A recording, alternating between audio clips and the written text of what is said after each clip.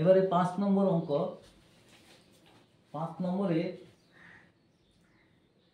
কোনো আয়তাকার ক্ষেত্রের দৈর্ঘ্য প্রস্থের অনুপাত হচ্ছে 3:2। 3:2। পরিসীমা 160 মিটার। আয়তক্ষেত্রের ক্ষেত্রফল হিসাব করি। ধরি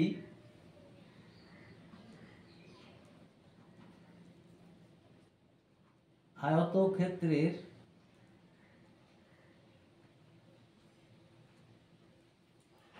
দৈর্ঘ্য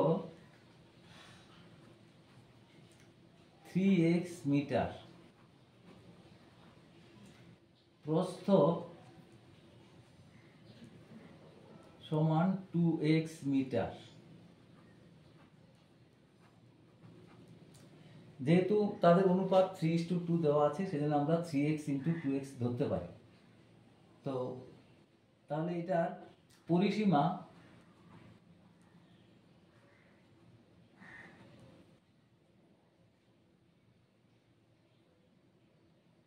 (160 মিটার বলে দিয়েছে। তাহলে পরিসীমা হচ্ছে আমাদের এখানে 2 × 3x + 2x, 3 2 5 মানে হচ্ছে 10x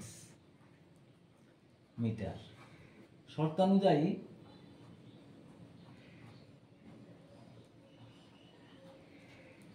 শর্তানুযায়ী 10x = হচ্ছে 160।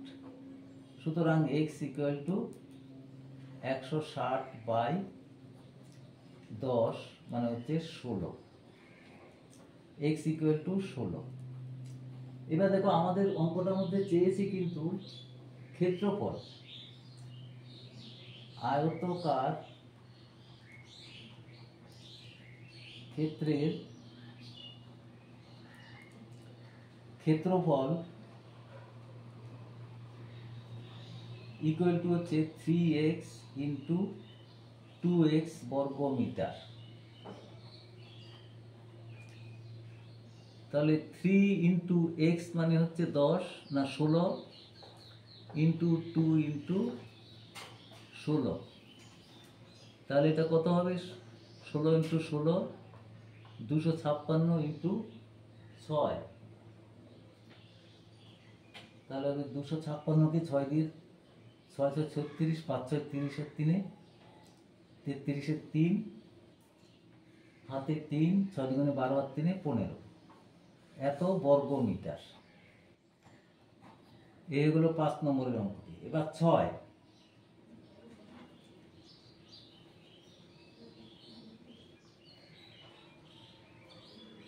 নম্বরের অঙ্ক। আমাদের ব্যাগে 5 টাকার ও 10 টাকার মুদ্রার সংখ্যা 20টি। ব্যাগে মোট 145 টাকা থাকলে কোন মুদ্রা কতগুলো আছে দেখি।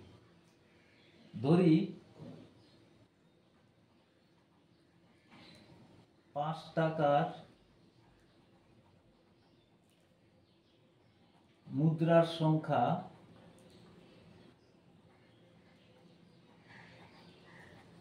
xটি। তাহলে 10 টাকার মুদ্রার সংখ্যা কটা হবে? কারণ মোট আছে 20টা, মুদ্রার সংখ্যা সমান হবে 20 - xটি। আচ্ছা, 5 টাকার তাহলে মুদ্রার মূল্য কত? 5 টাকার মুদ্রার মূল্য এক একটা 5 টাকা, সুতরাং 5x টাকা। এক সংখ্যকের মূল্য 5x টাকা। 10 টাকার মুদ্রার মূল্য সমান হচ্ছে 20 - x × 10 টাকা। তাহলে শর্তানুযায়ী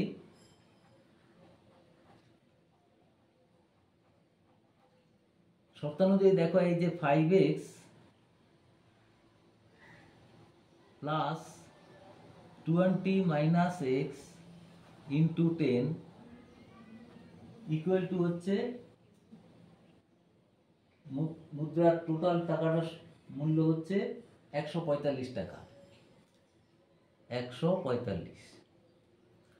তাহলে 5x প্লাস 10 দিয়ে গুণ 200 বিয়োগ 10x ইকুয়াল টু 145।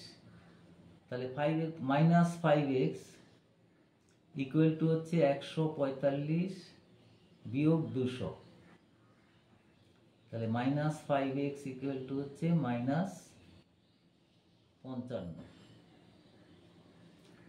তাহলে 5x ইকুয়াল টু হচ্ছে 55, x ইকুয়াল টু 55/5।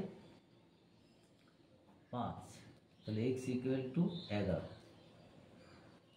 তাহলে আমরা এক্সটাকে ধরেছিলাম কি 5 টাকার মুদ্রার সংখ্যা। তাহলে 5 টাকার মুদ্রার সংখ্যা সমান হচ্ছে 11টি। এবার 10 টাকার মুদ্রার সংখ্যা হবে 20 মাইনাস 11 সমান 9টি। এই 11 এবং 9 দুটো উত্তর বেরিয়ে গেল।